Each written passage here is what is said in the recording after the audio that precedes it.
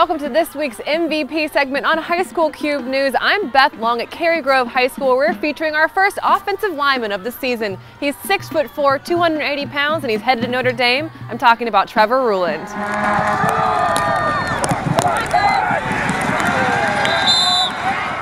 Trevor, you guys are off to a pretty fast start this season. What have been the keys for you and the offensive line?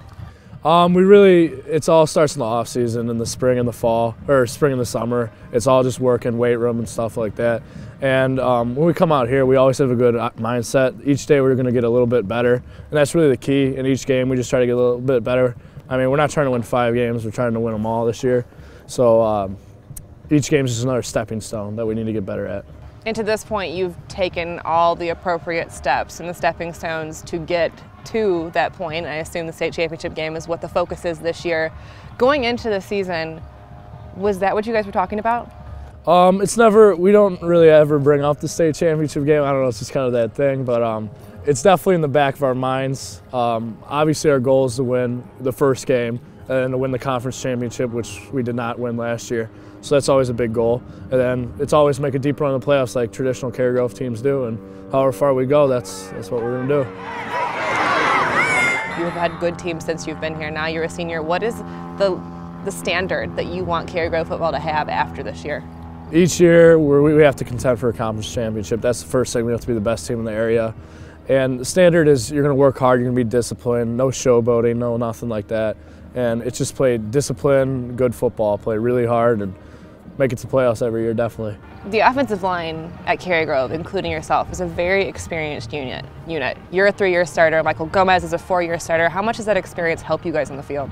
It's awesome. And then our center, this is his 2nd year too, and it's our guard who's a junior. This is his 2nd year. So it's really awesome because right when we got back here in the summer, we were already weeks ahead of where we were last year. Even like at the end of last year, we were already ahead. So we started putting in new plays, new wrinkles, and we got a little bit better at everything we do. And it's just really good knowing that, especially with Gomez, because this is my 3rd year playing next to him, I can count on him. Like, he doesn't need as much help on this play, and he might need a little bit more help on this certain kind of thing. So it really works out, and we're all a really tight-knit group, so it's good. And sitting here talking to you, it's kind of hard to believe, but when people talk about you on the field, words that come to mind are mean streak and aggressiveness. And I saw you play earlier this season, and absolutely that was the one thing I could think was like, man, this kid is aggressive. How much of a switch flips when you get on that field? It's funny you say that. We have a thing where you're a gentleman off the field, and once you step on the field, you become an animal. Obviously, I'm going to be nice when I'm off the field and caring person, but when I'm on the field, it's all the way to whistle. It's to the echo of the whistle. We have a saying that the whistle is just a suggestion, and that's kind of how we like to play here. So nothing dirty, nothing cheap, but we like to play hard, definitely. And the offense that Cary-Grove runs is a bit different than most other schools in the area. What makes that successful for you guys? It's nothing fancy. I mean, we're not going to go out there and throw the ball 30 times. They know where the ball is going. We're running the ball, and it's all right. We're going to do this, and whatever you do, we have counters off it. So if you put guys here, we're going to run the other way. If you overload a side, we're going to run to the other side, but we can still run to that side. And it's just, there's nothing fancy. It's just ground and pound, and that's how we like to play here. 4 yards, 6 yards, 10 yards, 4 yards, and that's awesome feeling. Just leaving the defense on the sideline, letting them regroup, and us just running the football. It's key for us to win this year, definitely. Ideal situation. You eat up the clock. Oh yeah.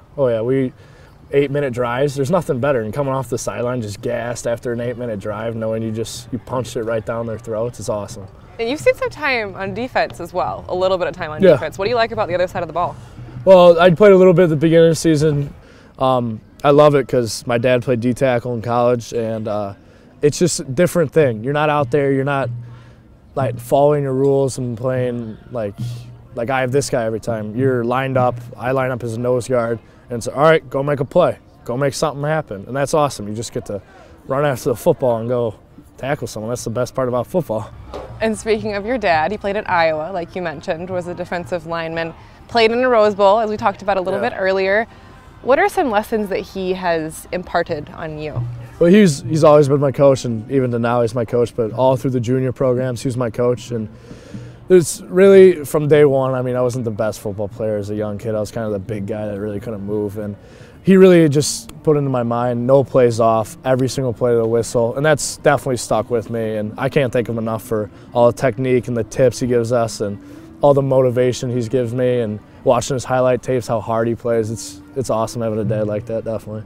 And we have to talk about Notre Dame. You're one of 3 Irish commits in the area, including Bolingbrook's Micah Treadway, former MVP for us, Miles Boykin of Providence. How close are the 3 of you guys at this point?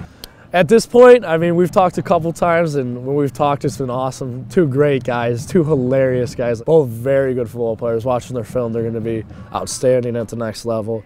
And I bet by the end of all this, all the college, everything, we'll be good friends for sure.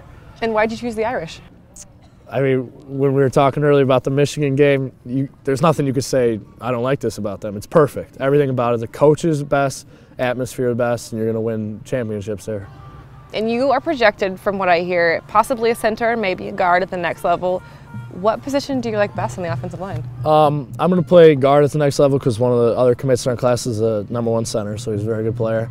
I like tackle, I mean, especially at this level because I'm a little bit longer than most guys, but once I put on a little bit more size and add a little bit more weight to my frame, I think I like guard for sure.